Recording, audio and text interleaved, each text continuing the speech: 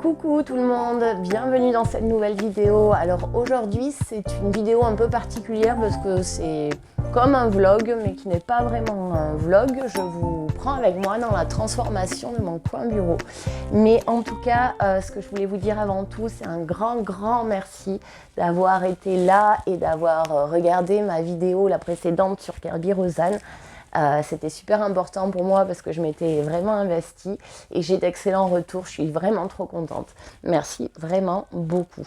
Donc ouais, cette vidéo, tout simplement, vous me suivez dans la transformation de mon coin bureau et je vais vous montrer toutes les étapes. On va les voir ensemble.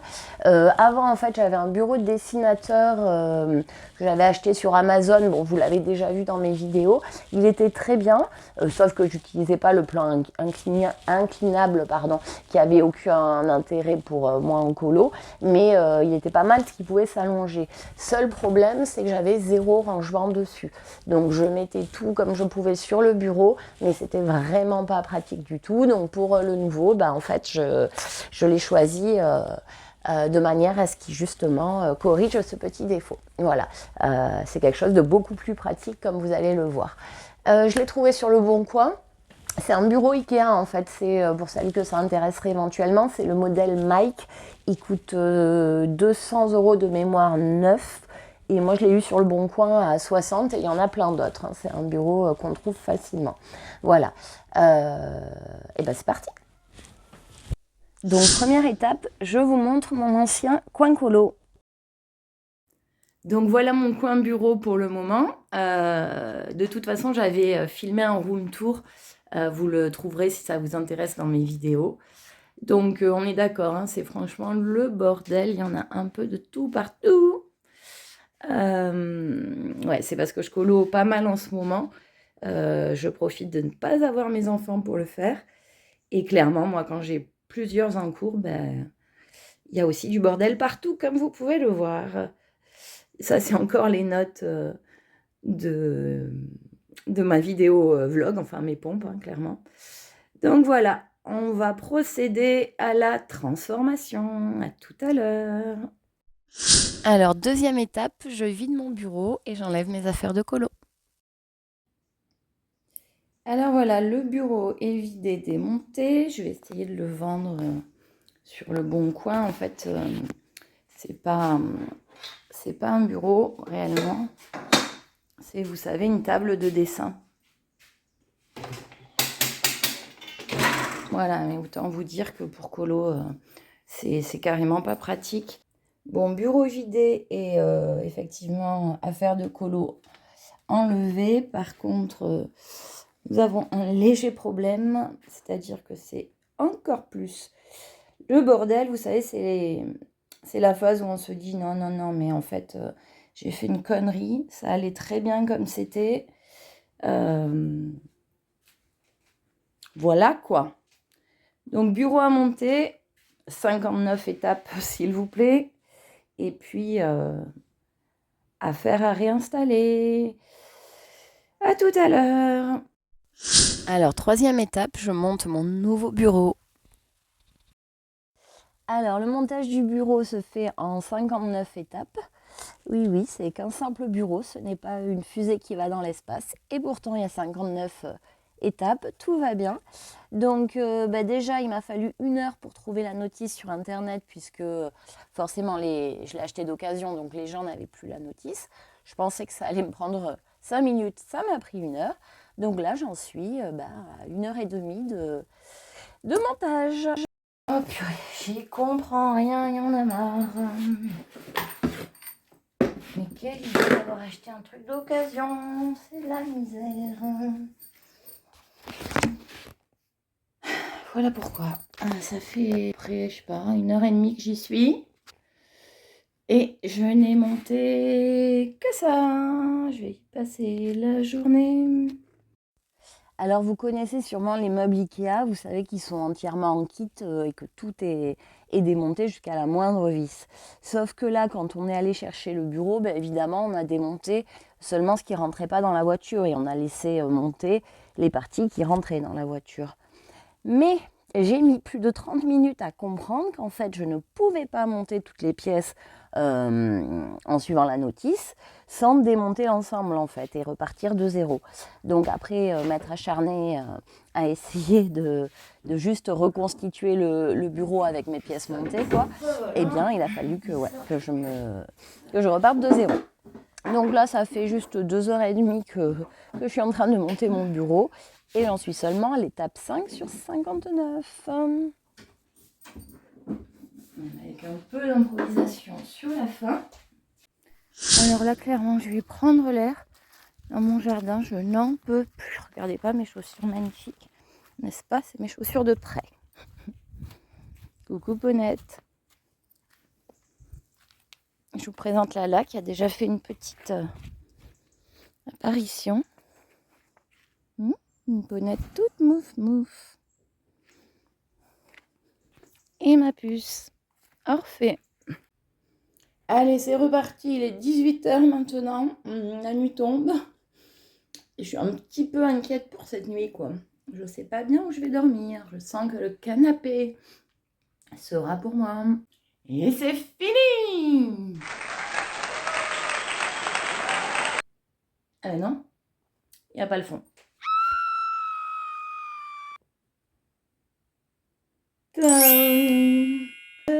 Avec plein d'S. Le bureau est monté, il n'y a plus qu'à tout ranger. Donc ensuite, je suis passée au rangement de mon nouveau coin colo. Alors, je ne vous ai pas filmé cette étape parce que sinon la vidéo aurait été beaucoup trop longue parce que j'ai mis 15 jours pour le ranger correctement. Et enfin, le meilleur pour la fin, maintenant, je vous présente mon nouveau coin colo. Donc, je vous montre déjà l'ensemble du coin bureau. Donc, vous voyez, j'ai de quoi faire. J'aime bien le côté calé, là, un peu refermé parce qu'il est en angle, ce bureau. Je trouve ça assez sympa. Donc, j'ai du rangement, vous voyez, dans les deux meubles à gauche du bureau. Dans le bureau, surtout, j'ai énormément de rangement, en fait, ce qui me permet d'avoir tout ce dont je me sers souvent sous la main et même plus, quoi. D'avoir ressorti des choses que j'utilisais moins du fait de ne pas les voir. On a des sortes de petites niches à gauche. À droite, c'est pareil. Et surtout, alors on ne se rend pas forcément compte, je vais incliner le téléphone comme ça. Vous voyez, l'angle, il est vraiment long, quoi. Alors que le bureau fait qu'1 mètre sur 1 mètre. Donc, il prend vraiment pas beaucoup de place, mais l'angle permet vraiment d'avoir beaucoup de place au final. Je me suis également acheté une chaise roulante. Donc, ça me permet de faire droite, je me sers à droite, gauche, je me sers à gauche. Je roule, je vais me servir dans mes petits placards, enfin tiroirs. Voilà, donc j'ai visé le pratique, toujours dans le même objectif.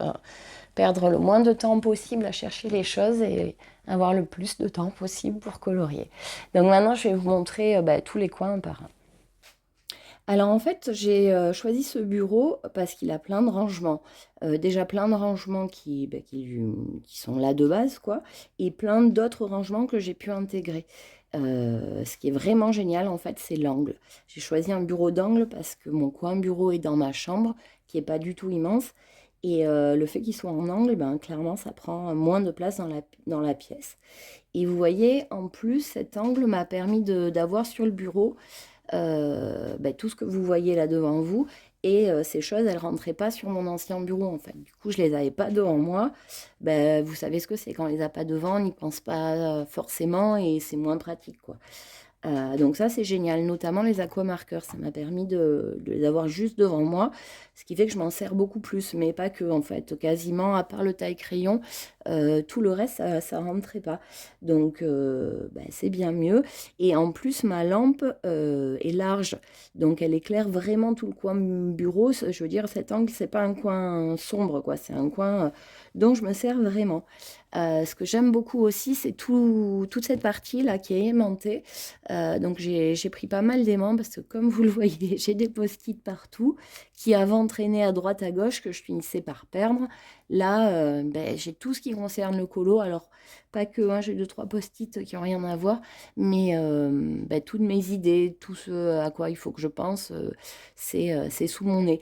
Les roues des couleurs aussi. Enfin, c'est vraiment méga pratique. Donc bon, comme vous le voyez, j'ai tous ces post-it, j'ai les aquamarqueurs. Ça, c'est les twin marqueurs. J'en ai pas beaucoup parce que en fait, je les avais achetés tout au début du colo. Et finalement, j'ai jamais colorié avec des feutres. Donc ça me sert à faire des touches de couleur, à porter des petits trucs comme ça dans les colos. En dessous, alors ça, c'est des boîtes que j'ai achetées chez Action, hein, des boîtes Tupperware, pardon. Vous voyez, toutes simples, mais transparentes. Donc on voit directement ce qu'il y a dedans. Donc ça, c'est mes aquarelles en tube. En dessous aussi, c'est une autre marque. Là, c'est les Crélando. Et ça, c'est le franc-bourgeois. Oups, chute des twin marqueurs. Quoi d'autre? Bon, mais vous voyez, hein, on a le super taille crayon. J'ai fait une revue dessus, d'ailleurs, si ça vous intéresse. Il est vraiment génial. C'est un investissement, mais enfin, il est incroyable. J'ai pu, pareil, les caméléons. Bon, pareil, malheureusement, je m'en sers pas beaucoup, mais c'est des super feutres, enfin marqueurs. C'est un cadeau de mon copain.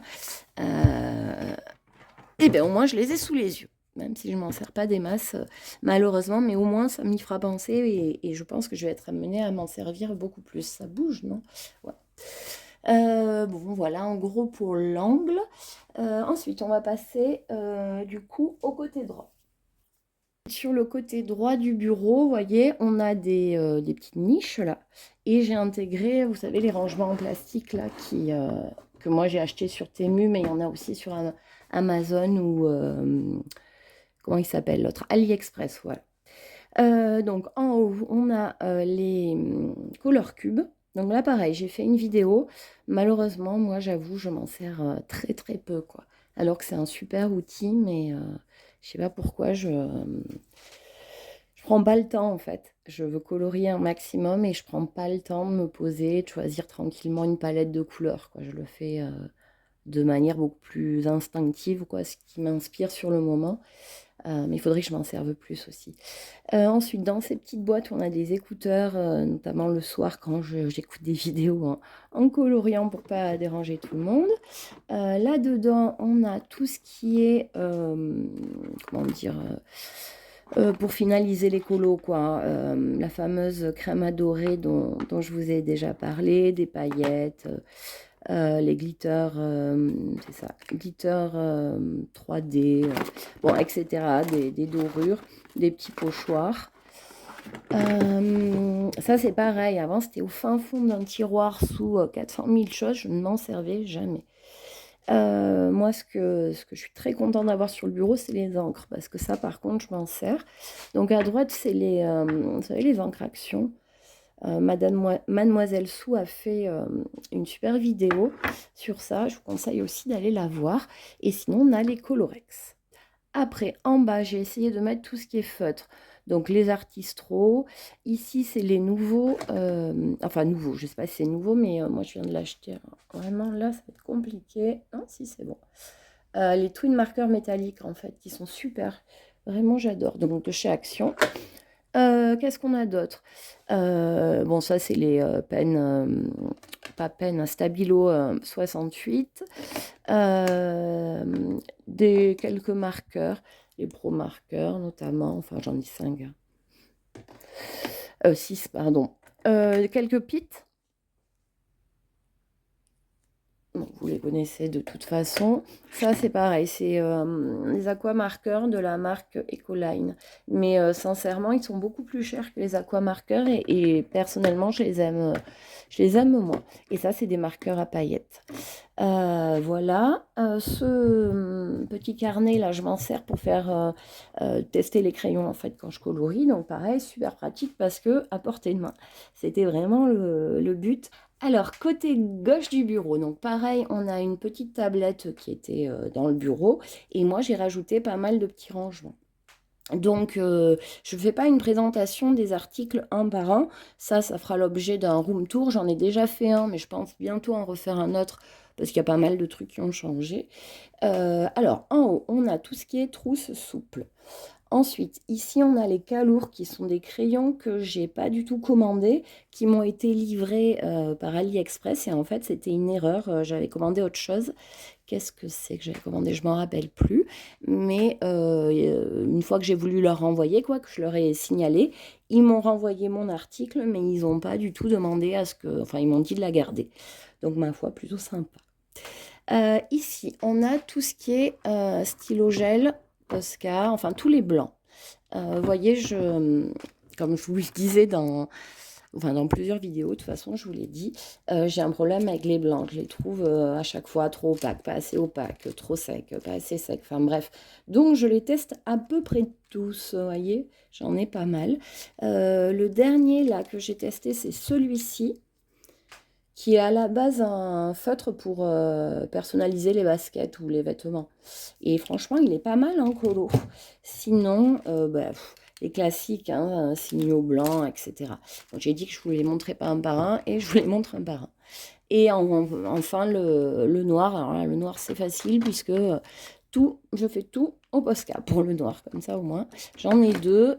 C'est parfait. Pareil, même chose. J'ai sorti tous mes crayons blancs des gammes en fait, parce que j'utilise souvent les mêmes quoi. Luminance, en gros, Poly, Prisma et le Derwent, le Drawing. Parce que ouais, je les trouve pas géniaux les blancs des autres gammes. Donc très souvent, j'utilise cela. Il y a les blenders aussi avec. Ensuite, je vais remonter dans l'ordre parce que sinon je sais plus où j'en suis. Tout ce qui est stylo pour or, argent, paillettes, bon, vous voyez, j'en ai pas énormément. En tout cas, ils sont ici. Et c'est la même chose, quoi. Ils sont regroupés. En fait, tout est regroupé comment dire, par utilité et par gamme, quoi. C'est plus éparpillé partout. Et franchement, ça change la vie. Bon, des fluos, les pinceaux à réservoir d'eau. Ceux-là, je vous en ai pas parlé. C'est des pinceaux qui sont déjà remplis de la couleur, quoi. Donc ça, c'est un pinceau entre le pinceau à réservoir d'eau et le feutre, en fait. Bon, c'est pas mal, mais j'ai 4 couleurs. Donc, et puis, j'en trouve plus. C'était à Action, j'en avais trouvé. Je les avais pris et j'en trouve pas d'autres. Donc, bon. Ici, cette case, je crois que c'est celle dont je me sers le plus, avec le pinceau, enfin un pinceau à maquillage, vous voyez, tout simple, pour enlever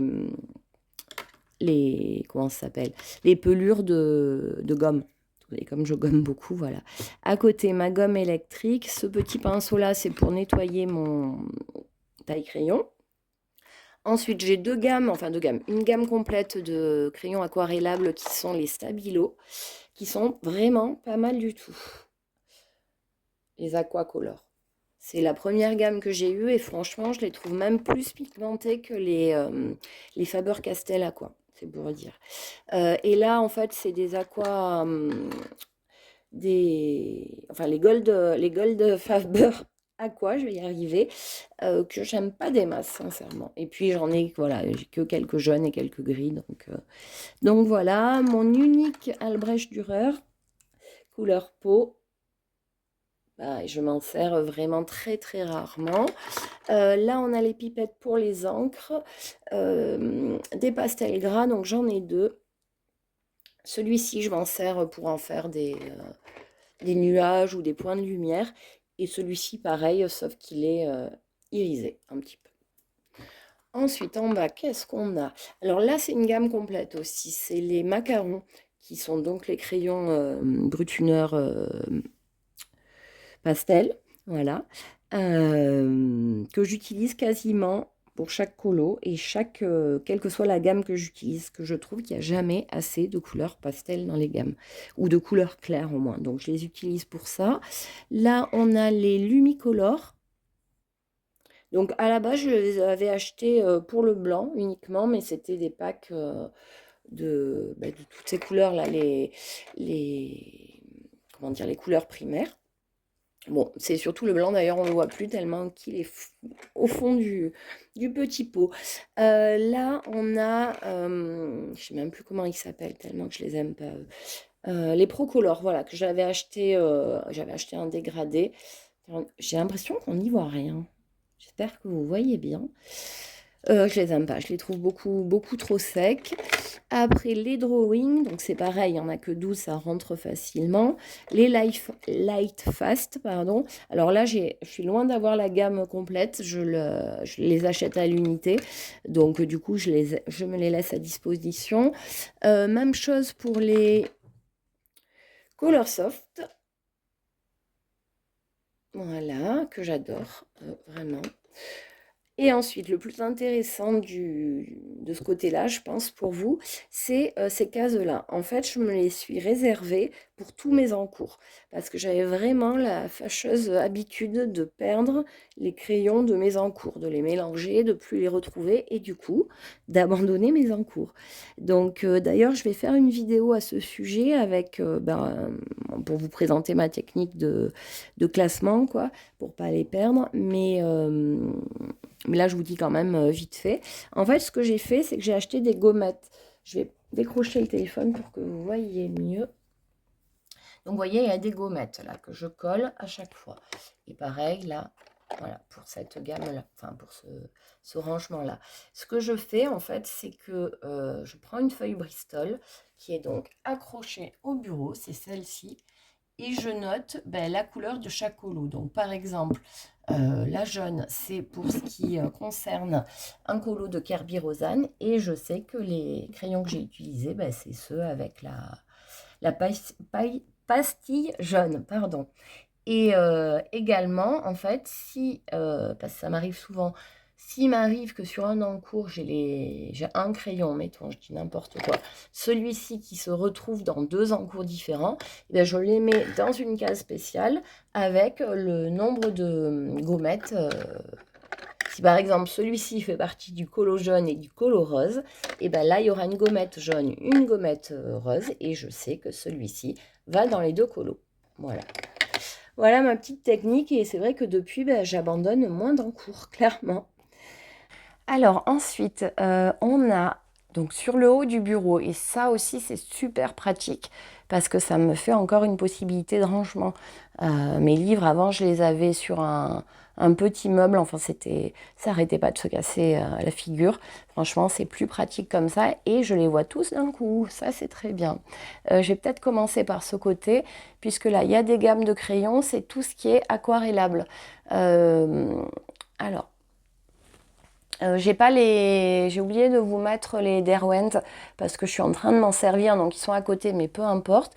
Donc là, je mets mes crayons aquarellables plus la boîte des Gnoni qui va aller en trousse, mais bon, pour l'instant, elle est en boîte, donc elle est ici. Ensuite, on a mes trousses de crayons. Pareil, je ferai une présentation de mes crayons, ce sera plus simple. Et tous mes livres. Mais pareil, je ne vous ai pas fait de présentation de mes livres à venir. Mon Dieu, qu'est-ce que j'ai de vidéos à vous tourner. Il y en a pas mal là. Ça, c'est les Maryse. Je vous ai déjà présenté ces crayons sur ma chaîne. Si ça vous intéresse, foncez la voir. Donc ensuite, sous le bureau, rien de fou. Mais pareil, si je veux caler une étagère ou quelque chose, une petite étagère ou un petit meuble de rangement en plus, ce sera toujours possible. Ce qui va donc pas me limiter dans mes achats. Et bon, je ne sais pas si c'est une bonne ou une mauvaise chose, mais en tout cas, j'ai de la place pour ranger, ça c'est cool. Donc une petite poubelle, mine de rien, ça paraît pas fou, mais j'en avais pas et c'est quand même très pratique. Ici, j'ai les Brutfuner 520 que j'ai quasi pas encore touché. Je suis dégoûtée parce que j'étais trop contente de les avoir, mais faute de temps, j'ai même pas encore fini le nuancier. Mais bon, tout viendra en son temps, on ne peut pas tout faire. Là, c'est Ah, j'ai pas mon mot encore. Comment ça s'appelle ces machins? Des stylos gel, voilà, que j'utilise très très peu. Et dans ces 2 tiroirs-là, je mets des articles que je viens d'acheter et que je veux vous présenter. Et pour pas être tentée, c'est pour ça que je les ai mis en bas. Comme ça, je m'en occupe pas avant de vous les montrer. C'est-à-dire pas vous faire des présentations, parce que bien sûr, il faudrait que je les teste. Mais simplement pour faire des unboxings. Et comme je suis en train de tourner un vlog, en tout cas ceux-là, que je viens d'acheter dans un nouveau magasin d'ailleurs. Je vous les verrai prochainement. Donc ensuite ici on a la fameuse desserte, vous savez Temu, que je vous avais présenté lors de mon haul. Bon, tout simple, hein, avec du petit matériel de bureau. En haut, le petit aspirateur de bureau très pratique. Ici, on a ce que je vous disais, les gommettes, les fiches Bristol par rapport à mes encours. Mes encours, je les cale ici ou ici. D'ailleurs, le tas a nettement réduit. Hein. Là, en ce moment, j'en ai 4 en cours. Et là, en fait, c'est des PDF. Donc voilà. Sachant aussi qu'à côté, et là je suis un peu blasée mais je trouve pas d'autre endroit, j'ai mon magnifique coffret de Faber-Castell pour les polis. Le problème c'est que ça rentre nulle part, il est tellement grand. Bon, vous voyez mes pieds avec les chaussettes, c'est pas grave. Et vous voyez, du coup, à chaque fois, ils se décalent de leur compartiment. Ça me gonfle, mais sincèrement, je sais pas où les mettre. Si en trousse, vous allez me dire, mais j'ai pas envie de me débarrasser du coffret, donc j'hésite encore. Mais c'est sûr qu'à long terme, en plus, je l'abîme de le mettre là, le coffret.